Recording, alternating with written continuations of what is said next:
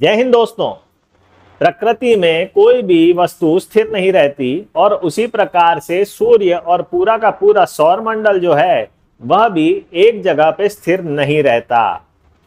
और इन सभी ग्रहों का जो समीकरण होता है, जो गोचर होता है, उनके अनुसार हमारे जीवन पे क्या असर पड़ता है, यही हम जानने की कोशिश करते हैं ज्योतिष के माध्यम से।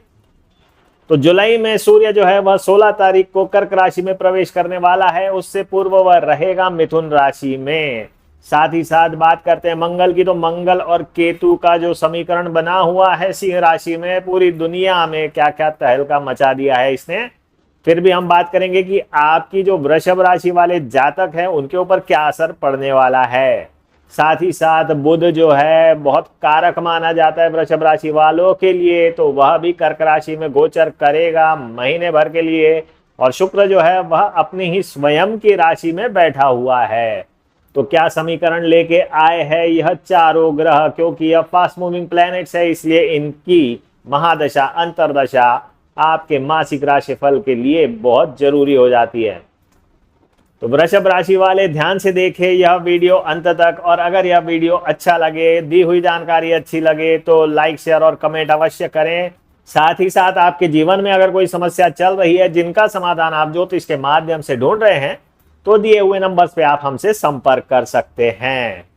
मैं हूं आपका ज्योतिष मार्गदर्शक ज्योतिषाचार्य आकाश। आप देख रहे हैं नक्षत्र ज्योतिष।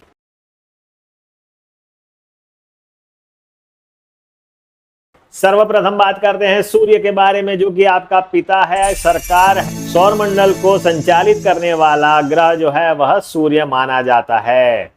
इसलिए हम शुरुआत करते हैं सूर्य से। तो सूर्य जो है वह वर्तमान में मिथुन राशि में गोचर कर रहा है, जो कि वृषभ राशि से द्वितीय हो जाती है, और यह स्वामी हो जाता है चतुर्थ भाव का। तो चतुर्थ भाव में सिंह राशि आती है। तो इस प्रकार से सूर्य ने एक्टिवेट कर दिए द्वितीय भाव और चतुर्थ भाव। तो इसके क्या फलित मिलने वाले हैं, क्या प्रेडिक्शन हो सकते हैं, जुलाई 2025 में चर्चा करते हैं। अब सूर्य ने एक्टिवेट कर दिया 2 और 4 भाव।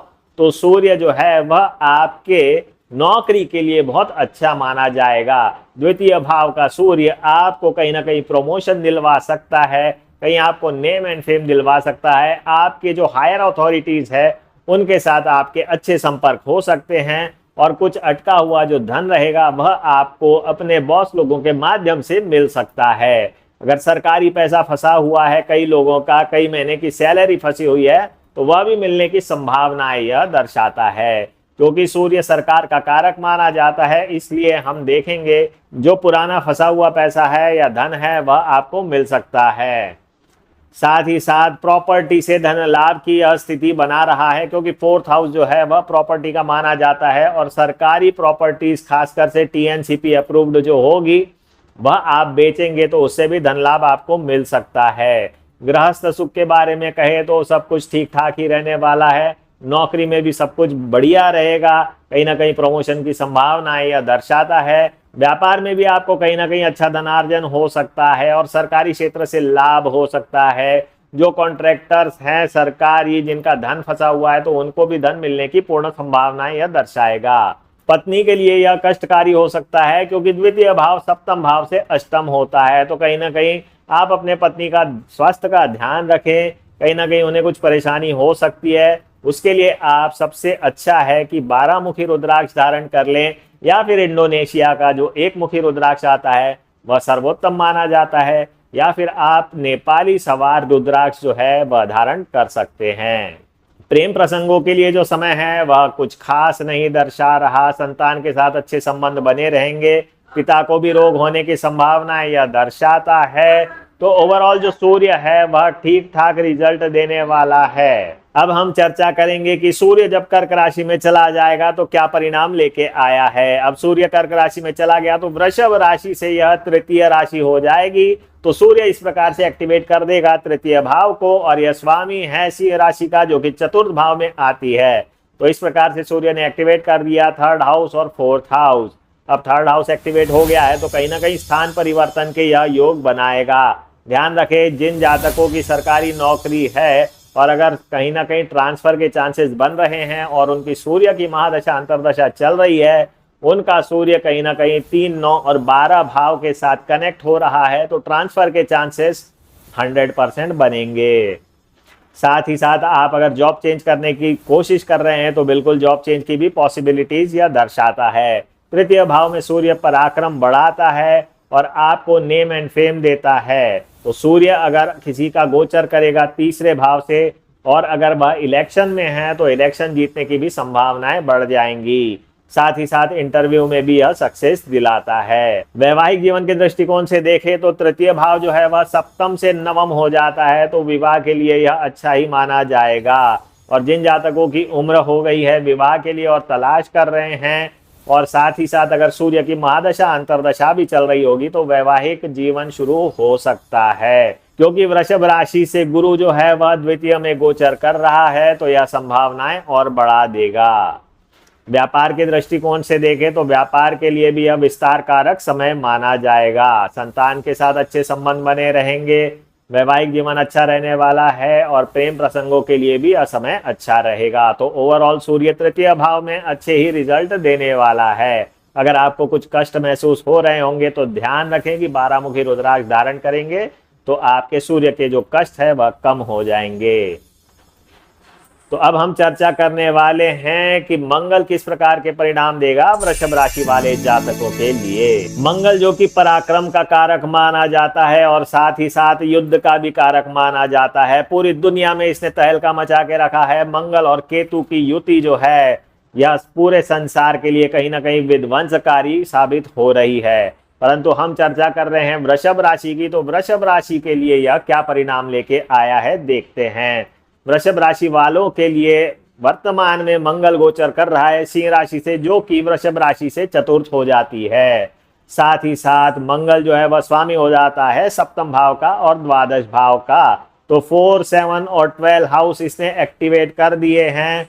तो मंगल के परिणाम कुछ खास नहीं मिलने वाले। मंगल कहीं ना कहीं सर्जरी करवा सकता है। जिन जातकों के हार्ट से रिलेटेड कोई दिक्कत है और मंगल की महादशा अंतरदशा चल रही है और वृषभ राशि है, तो उन्हें सर्जरी होने की संभावनाएं ज्यादा दिख रही है। मंगल और केतु की जो युति है वह चतुर्थ भाव में है और दोनों एक विध्वंसकारी प्लेनेट माने जाते हैं और कहीं ना कहीं यह आपको सर्जरी करवाने की संभावनाएं बढ़ा ही देते हैं। नौकरी के विषय में चर्चा करते हैं तो नौकरी के विषय में हमें छठवां भाव देखना पड़ता है और वहां से चतुर्थ भाव जो होता है वह एकादश भाव माना जाता है। परंतु चतुर्थ भाव जो है वह आपका सुख भाव भी माना जाता है। तो वृषभ राशि वाले जातकों के लिए सुख स्थान में मंगल और केतु जैसे ग्रह बैठे हुए हैं तो कहीं ना कहीं यह परेशानी का कारक ही बनता है। आपको सुख की कमी महसूस होगी। वैवाहिक जीवन में भी आपको कहीं ना कहीं किसी न किसी प्रकार के कष्ट हो सकते हैं। प्रेम प्रसंगों में आपके साथ विवाद हो सकते हैं या व्यर्थ के विवाद आप कर सकते हैं। ध्यान रखें, जिन जातकों की मंगल की दशा या मंगल की अंतरदशा चलेगी तो उनके लिए बड़े विध्वंसकारी परिणाम हो सकते हैं या सुखानुभूति उनके जीवन में कम हो सकती है। और अगर किसी की केतु की महादशा अंतरदशा भी चल रही है वृषभ राशि वाले जातकों की, तो उनके लिए भी यह कष्टकारी समय हो सकता है। तो मंगल के जो दुष्परिणाम हैं उनको कम करने के लिए आप हनुमान चालीसा का नियमित रूप से पाठ करें, 11 मुखी या 3 मुखी रुद्राक्ष धारण करें और गुड़ और चने का मंदिर में प्रसाद बांटें। तो इससे भी मंगल के जो विपरीत परिणाम मिल रहे हैं उसमें कहीं ना कहीं कुछ कमी आएगी। तो ये तो थे मंगल के परिणाम। अब हम चर्चा करेंगे कि बुध किस प्रकार के परिणाम देने वाला है वृषभ राशि वाले जातकों के लिए जुलाई 2025 में। बुध जो है वह स्वामी हो जाता है द्वितीय भाव का, जहां इसकी मिथुन राशि रहती है, और पंचम भाव का, जहां इसकी कन्या राशि रहती है। और बुध वर्तमान में गोचर कर रहा है कर्क राशि से, यानी कि इसने एक्टिवेट कर दिए तृतीय भाव, साथ ही साथ द्वितीय भाव और पंचम भाव। अब तृतीय भाव में बुध एक्टिवेट हो गया तो वृषभ राशि वाले जातकों के लिए बहुत अच्छे रिजल्ट यह लेके आया है। खासकर से जो जातक प्रतियोगिता परीक्षा के लिए तैयारी कर रहे हैं उनको सफलता मिलने के चांसेस बढ़ जाएंगे। आप अगर लेखक हैं तो आपका लेखन बहुत उच्च श्रेणी का हो जाएगा। आप शेयर मार्केट में काम करते हैं तो वहां भी आपको सफलता मिलने के चांसेस बढ़ा देगा। आपके फाइनेंशियल डिसीजंस जो है उसमें भी आपको अच्छी सफलता मिल जाएगी। क्योंकि बुध आपकी बुद्धि का भी कारक माना जाता है, कंसंट्रेशन का भी कारक माना जाता है। तो वृषभ राशि वाले जातकों के लिए बुध की महादशा अंतरदशा बहुत अच्छे परिणाम लेके आएगी। संतान के लिए आप प्रयास कर रहे हैं या विवाह के लिए भी प्रयास कर रहे हैं तो आपको बिल्कुल सफलता मिलने के चांसेस बनते हैं। नौकरी के विषय में देखा जाए तो तृतीय भाव पंचम भाव नौकरी में बदलाव लाने की स्थिति दर्शाते हैं, परंतु यह जो बदलाव होंगे यह पॉजिटिव होंगे, किसी प्रकार के नेगेटिव बदलाव नहीं होने वाले। वैवाहिक जीवन अच्छा ही रहने वाला है। प्रेम प्रसंगों के लिए भी यह समय अच्छा ही रहने वाला है। पिता के साथ संबंध भी अच्छे रहेंगे। तो ओवरऑल बुध के बहुत अच्छे परिणाम मिलेंगे, परंतु अगर किसी जातक को बुध के अच्छे परिणाम नहीं मिल रहे हैं तो वह 4 मुखी रुद्राक्ष धारण कर ले या फिर पन्ना रत्न धारण कर लें तो सफलता मिलने के चांसेस बढ़ जाएंगे।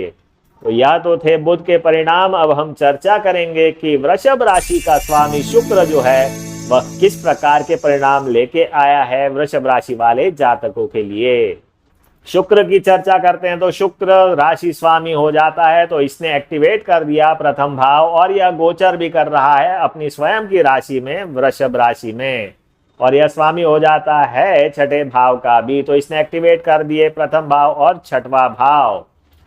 शुक्र ने एक्टिवेट कर दिए फर्स्ट हाउस और सिक्स्थ हाउस। तो प्रथम भाव और छठवां भाव एक्टिवेट हो गया है। तो अगर आप विद्यार्थी हैं तो आपको प्रतियोगिता परीक्षा में उत्तम रिजल्ट मिल सकते हैं। आप मेहनत करिए और अगर आपकी शुक्र की महादशा अंतरदशा चल रही होगी तो आपको बहुत अच्छे रिजल्ट मिलेंगे ही मिलेंगे।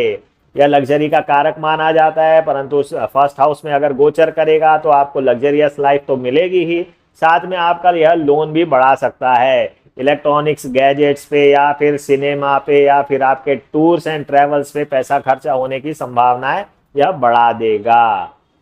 नौकरी के विषय में देखें तो फर्स्ट हाउस और सिक्स्थ हाउस आपको प्रमोशन दिलवा सकते हैं। तो नौकरी वाले जातकों के लिए प्रमोशन की संभावनाएं यह दर्शा रहा है। आप अगर व्यापार करते हैं तो व्यापार के लिए भी आपके लिए यह अच्छा समय दर्शा रहा है। धनार्जन की स्थिति बहुत अच्छी रहने वाली है।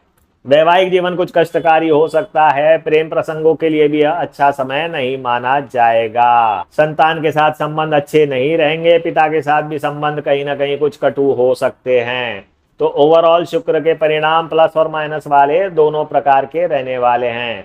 तो यह तो थे शुक्र के परिणाम, मंगल के परिणाम, बुध के परिणाम और शुक्र के परिणाम वृषभ राशि वाले जातकों के लिए। अगर आपको अपनी स्वयं की कुंडली दिखानी है तो दिए हुए नंबर पे आप हमसे संपर्क कर सकते हैं। आपको रत्न चाहिए, रुद्राक्ष चाहिए, यंत्र चाहिए, शालिग्राम चाहिए तो भी आप हमसे संपर्क करें। हमारा ऑफिस भोपाल में है। और आज के लिए इतना ही प्रिय दर्शकों, जय भारत।